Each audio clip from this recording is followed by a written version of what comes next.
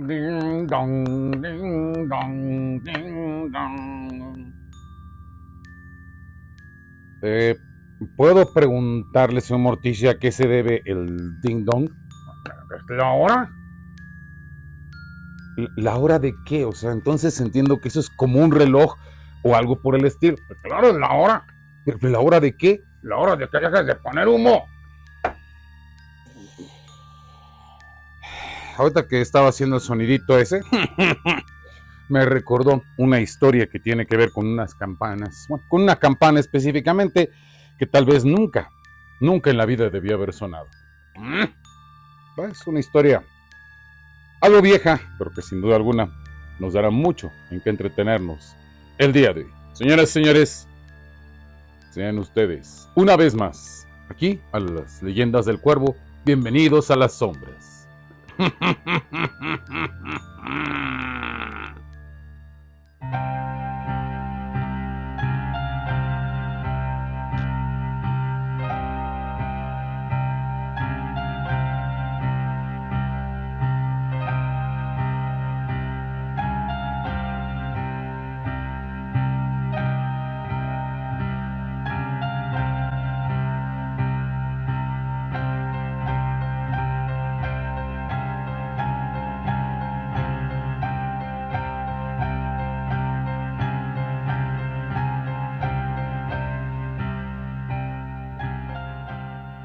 El escritor Thomas Stan Saliers, en una de sus obras, habla de la posible tentación que pudiera producir el deseo de la santidad. El santo Tomás Becket parece en un momento en que es tentado para sacrificarse y convertirse en santo. Sin embargo, le hace reflexionar que en ocasiones el deseo de ser santo podría tratarse de una mera soberbia, de un deseo de sentirse mejor que el resto de los hombres, de este orgullo que implica sentirse superior moral y de forma divina a los demás. El santo Tomás Becket no cae en la trampa y decide que el sacrificio que ha de hacer debe hacerse únicamente por el deseo noble en su alma de convertirse en una oportunidad y una nueva luz para la humanidad a través de su santidad y sin vender sus convicciones. Sin embargo, esto implica que todos los hombres que siguen el camino de la religión, en todos estos casos, reflexionarán de esa manera como para poder rechazar al maligno que se apodera de ellos, buscando salida a esa misma soberbia que condenaría al propio Lucifer, según se cuenta. Allá en 1705, llegando a la ciudad de Puebla, Juan de Núñez y Galicia, a la sazón, que considerábase como un sacerdote ya ordenado, llevaba un encargo una vez que decidió que su carrera eclesiástica tenía que continuar en la Nueva España. En Puebla, la comitiva de sus pertenencias no solamente incluía el habitual equipaje que tendría una persona de su calidad, puesto que era importante allá en la propia Galicia. No solamente era el equipaje de él, sino una campana destinada a una iglesia, inclusive con detalles de oro y de plata que añadían al metal de dicha campana una sonoridad exquisita, según se dice. ¿Por qué traería una campana a este hombre? Se cuenta que cuando él decidió venir a la Nueva España, varias personas se enteraron y consideraron una labor de piedad donar una campana a una de las muchas catedrales y de las iglesias que se empezaban a abrir aquí en la Nueva España. Y naturalmente Puebla, que es un lugar que para aquellos que lo conocen, tiene bastantes de ellas, resultaba sumamente adecuado. Así pues,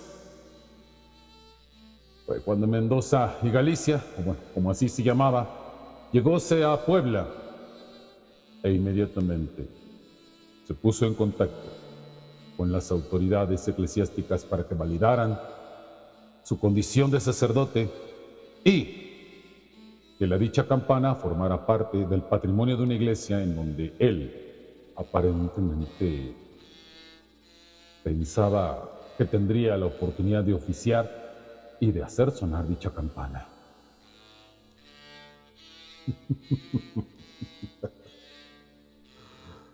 Las autoridades aquí le informaron que, si bien había tomado los hábitos allá, para la Nueva España tal título no contaba, y a lo más a lo que podía aspirar era a convertirse en un novicio. Aquello contristó muchísimo a este hombre. Cuando incluso le inquirieron sobre la campana, y éste respondió que era una donación, le dijeron, bueno, pues habrá que ver dónde ponerla. El propio Fray Juan dijo en ese instante, no, nadie más va a tocar esa campana. Esa campana será por donde yo oficie, y puesto que ahora no puedo oficiar, la campana permanecerá a mi lado tal como se ha determinado.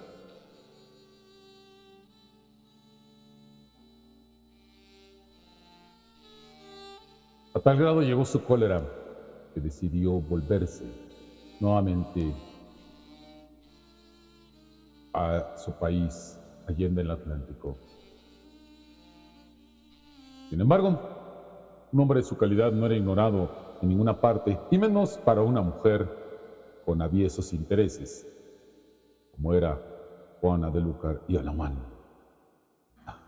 Exquisita criatura, sin duda alguna, cutis envidiable para muchas mujeres de aquella época, deseable para los dedos de un varón que quisiera tocarla. Labios que sin duda alguna invitaban a un beso y a mucho más. Y por supuesto, aquella figura delicada, esculpida por la sabiduría de la creación, la convertía en una mujer que no ignoraba estas condiciones de ella misma. Y pudiera decirse que en aquella época, con algunos de estos adjetivos injuriosos que se inventaban, solían decir que era una mujer de cascos ligeros, por decirlo menos.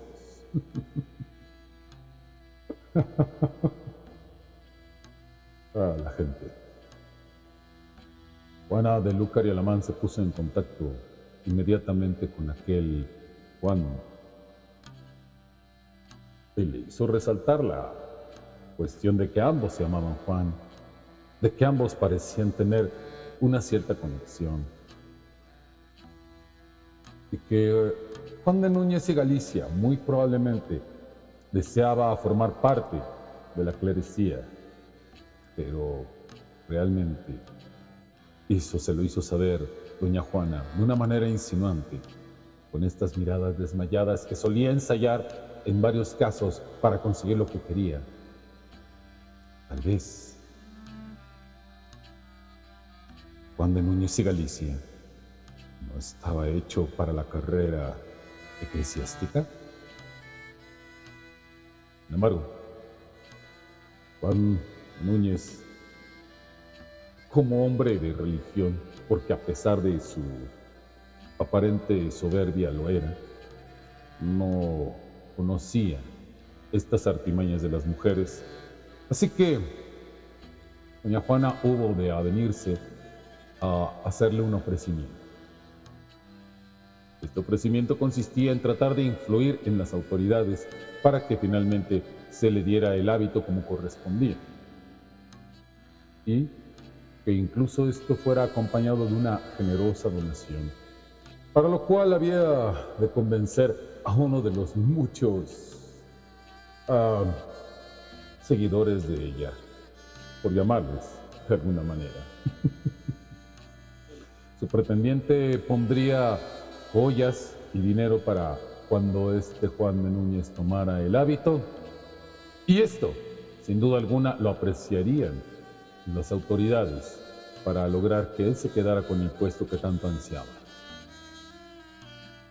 Diósele el pequeño tesoro a través de joyas, anillos, collares, y que lo único que tenían que hacerse era entregarse a las autoridades. Sin embargo,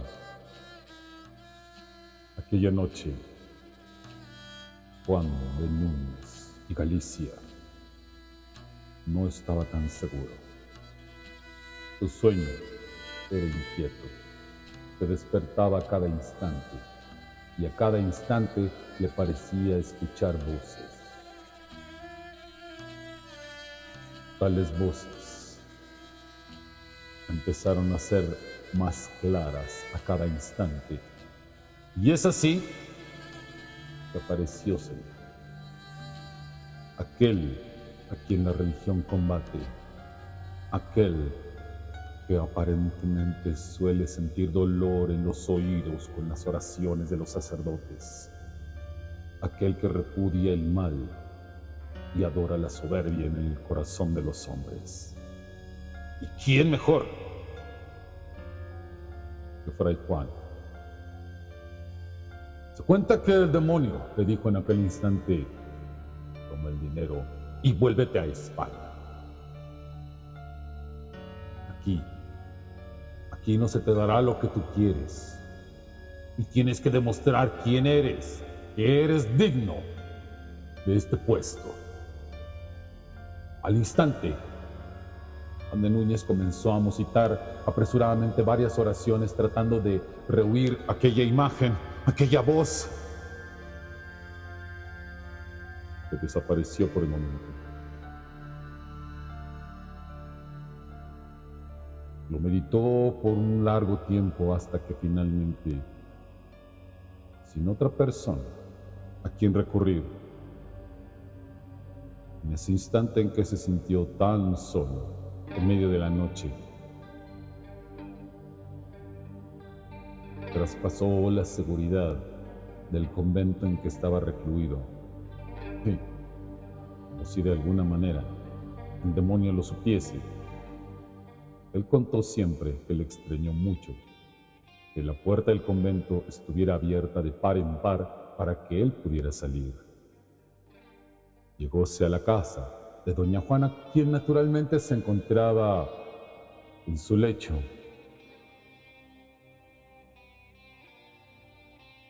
Con poca ropa, mucho ánimo y una mirada penetrante que hasta entonces Fray Juan entendió de qué se trataba. Dice él que cuando ella se aproximó a inquirirle qué era lo que hacía ahí a tales horas, y que cómo era posible esa sorpresa mientras no dejaba de sonreír con una de las comisuras de su boca, Fray Juan explicóle que necesitaba marcharse de ahí y que necesitaba el dinero para poder irse. Doña Juana dijo: ¿y para qué marcharse? ¿Para qué irse cuando tantas oportunidades pueden aguardarle aquí, en la Nueva España? Caballero, sí, caballero, porque más que un sacerdote, que no lo sois, según dice la Iglesia, aún continuáis siendo un novicio. Y como novicio, sin duda alguna, no os estará prohibido el escuchar el clamor del amor de una dama. Al instante, quemó los besos, la piel, la santidad. Quemó con sus besos todo aquello de inocente que podía quedar, y comprendió cuán ruin había sido ceder a la situación de la soberbia y recurrir a una mujer como ella. Así que desprendióse del contacto y en ese instante, Juan se marchó de ese lugar, asustado porque en ese instante empezó a escuchar una vez más las voces que le decían: idos de aquí, idos a España, marchaos. Y la voz suplicante de Juana de Lúcar y Alamán, con sus húmedos labios, pidiéndole: quédate, quédate.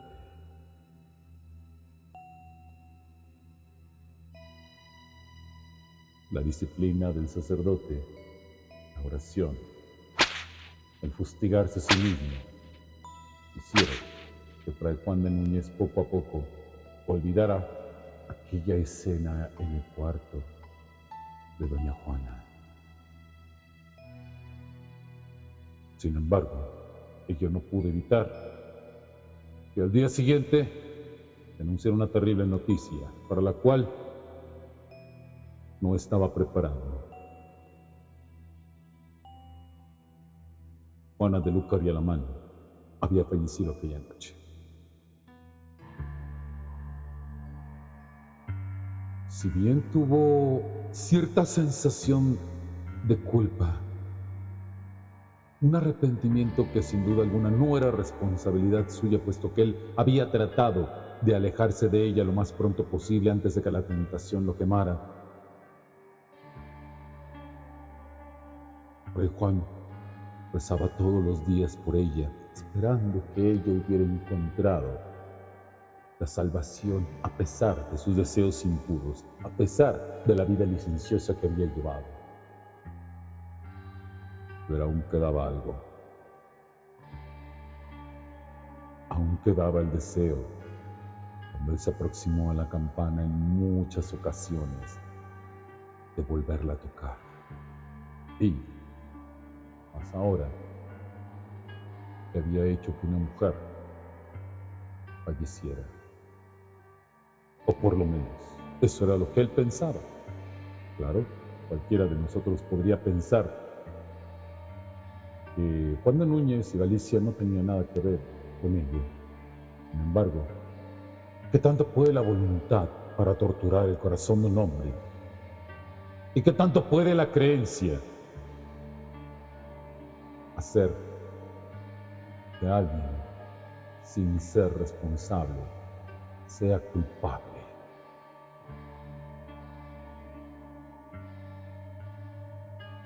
Fray Juan no quiso retirarse de la Nueva España hasta haber oído la campana sonar al menos una vez. Una vez. Así que, cuando la gente de la iglesia vio que Juan respetaba sus votos, que Juan hacía las cosas, anuncióle que finalmente iba a oficiar. Aquello le llenó de un contento muy grande y él mismo se encargó de vigilar cómo colocaban la campana y se aprestó el día de su primera misa aquí en la Nueva España a hacerla sonar.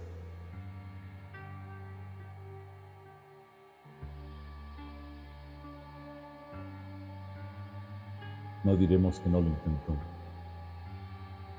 Sin embargo, los sacerdotes se extrañaron de que aquella misa no se celebraba y de que la campana no había sonado, así que acudieron a ver qué había sucedido. No lo hubieran hecho.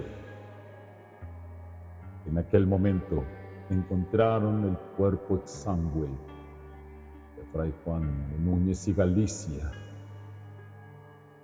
colgando de una cuerda unida al badajo de una campana que sonaba sorda, apagada y mortuoria. ¿Acaso Fray Juan habría decidido acabar con su existencia sintiéndose culpable? ¿Acaso nuestro hombre Se habría arrepentido en aquel momento de lo que su soberbia había provocado en una mujer que, si bien estaba acostumbrada a este tipo de vida, no por ello era menos inocente ante esta situación que Fray Juan había provocado con sus acciones. ¿O acaso aquel rastro de soberbia que quedó en su corazón fue suficiente para que el demonio se sintiera en la autoridad de tomarle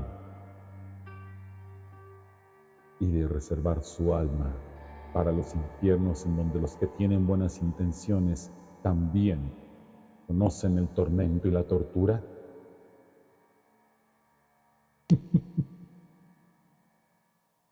Como quiera que sea, la debilidad de los corazones humanos siempre asoma en estas situaciones, sin duda alguna. Esperemos que si algún día vosotros cedéis a ellas, el sonido de una campana os haga reflexionar.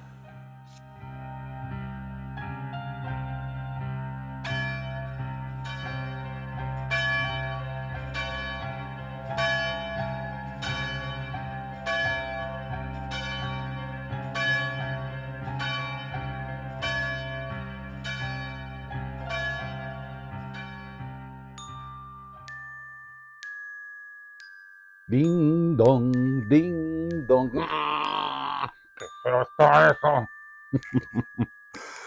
Bueno, señor Morticia.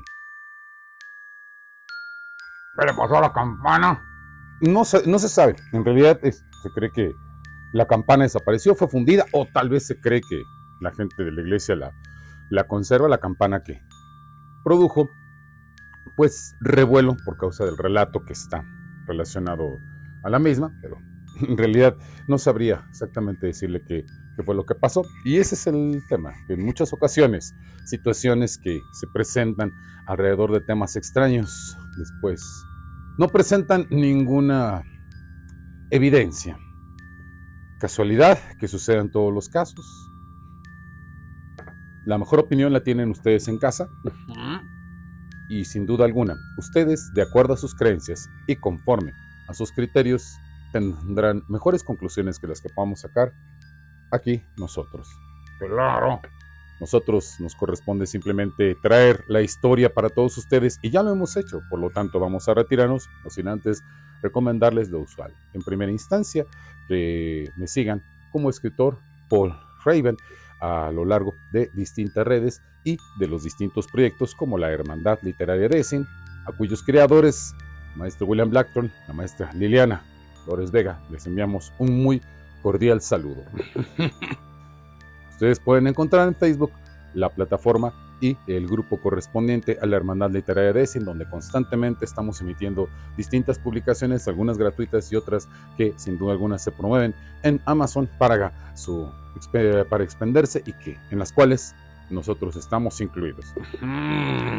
Naturalmente, pues además de este apoyo, les suplicamos que consideren también, naturalmente, proyecto en el cual estamos apareciendo pues prácticamente todos los días, que es el proyecto de Luna Roja de Octubre, a cargo de la maestra Angie Vampi, quien le envío un cordial y cariñoso saludo. La maestra, claro.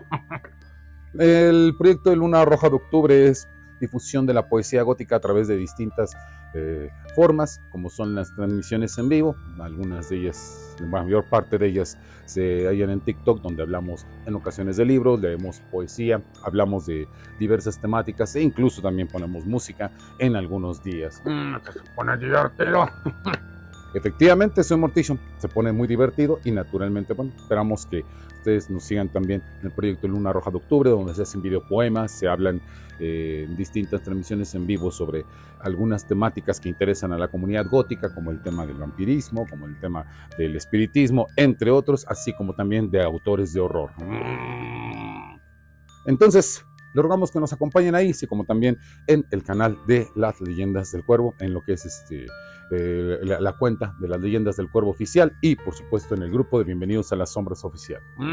Ahí pueden encontrar ustedes no solamente la información de las leyendas que están por estrenarse, algunas que ya se han estrenado, sino también información de los videos de el señor Morticio en Crónicas de Morticio, tanto en TikTok como en Instagram. De esta manera es como nosotros traemos a ustedes toda una serie de posibilidades en las cuales podemos adentrarnos dentro del misterio, el horror, lo apasionado, lo extraño y lo histórico, entre muchas otras cosas. Síganos a través de todos estos medios, por supuesto, continúen siguiéndonos aquí en las Leyendas del Cuervo, que no sería posible sin su paciencia, su presencia y su preferencia. Únanse al canal, otórguenos un like si les gusta el trabajo. Naturalmente esperamos que activen la campanilla para que pueda informarles de nuevos videos, de nuevas actividades, y regálenos un comentario, que todas estas actividades son muy importantes para evitar la oscura leyenda del algoritmo. Y sin más por el momento, señoras y señores, vamos a retirarnos, no sin antes recordarles que el próximo martes nos vemos una vez más para traerles una leyenda y darles la bienvenida a las sombras.